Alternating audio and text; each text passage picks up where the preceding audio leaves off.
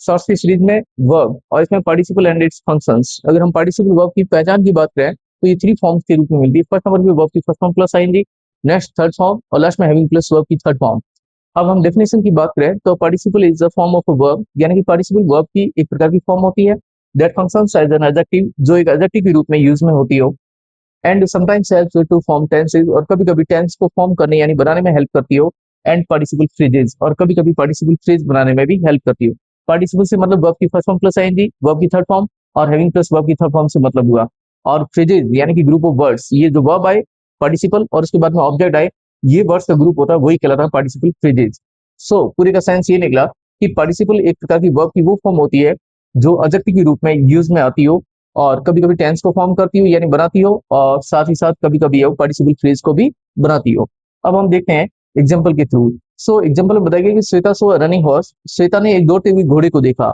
अब इसमें से भी हम एडजेक्टिव सीधा-सीधा निकाल सकते हैं कि घोड़े के बारे में बताया गया कि जब उसको देखा तो वो दौड़ रहा था।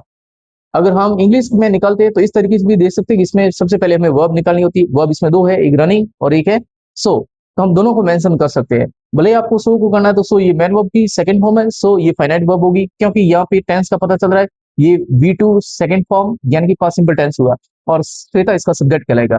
अब रह गया रनिंग हॉर्स। हम अगर रनिंग की बात करें, वर्ब है, वर्ब के अंदर पार्टिसिपल है, और पार्टिसिपल में वर्ब की फर्स्ट फॉर्म प्लस आईएनजी है, और यहाँ पर इसका यूज एडजेक्टिव के रूप में हुआ है, क्योंकि ये जो नाउन दे रखी है हॉर्स, इसको मॉडिफाई कर रहा है, और इससे पहले डिटरमिनर यूज हुआ है, और ये पूरा का पूरा इस सेंटेंस के अंदर इसका रोल होगा वो ऑब्जेक्ट के रूप में होगा। तो ऑब्जेक्ट में कोई सिंगल वर्ड नहीं है, सो ये नाउन फ्रेज के रूप में ऑब्जेक्ट का रोल होता है। वो नाउन और प्रोनाउन ही होता है वो वर्ड, लेकिन ये प्रोनाउन ना होने के बजाय नाउन है, और नाउन में भी सिंगल वर्ड ना होकर के एक ग्रुप ऑफ वर्ड्स है, सो ये नाउन फ्रेज कहलाएगा। इस सेंटेंस में इसका रोल होगा।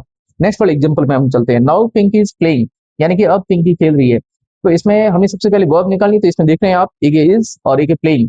इज वर्ब, वर्ब के अंदर हेल्पिंग वर्ब, और प्लेइंग है वो इसमें पार्टिसिपल है, और पार्टिसिपल में भी आप देख रहे हैं यहाँ इजएमआर के साथ में प्लेइंग शिफ्ट होकर के ये प्रेजेंट कंटिन्यू टेंस का निर्माण कर रहा है, इसलिए ये टेंस हो गया, और टेंस में भी कंटिन्यू। और पिंकी सब्जेक्ट हो गया, और नाउ की बात करें तो ये एडवर्ब और एडवर्ब ऑफ टाइम, ये पिंकी के खेलने का टाइम बता रही है। तो इस प्रकार से इसमें हमने देखा, ऊपर वाले में एडजेक्टिव का एग्जांपल देखा, तो इस वाले में हमने टेंस को फॉर्म करने का एग्जांपल देखा। तो लास्ट वाले में हम देखते हैं पार्टिसिपल फ्रेज के रूप में। देखिए, hearing the noise the child walk up.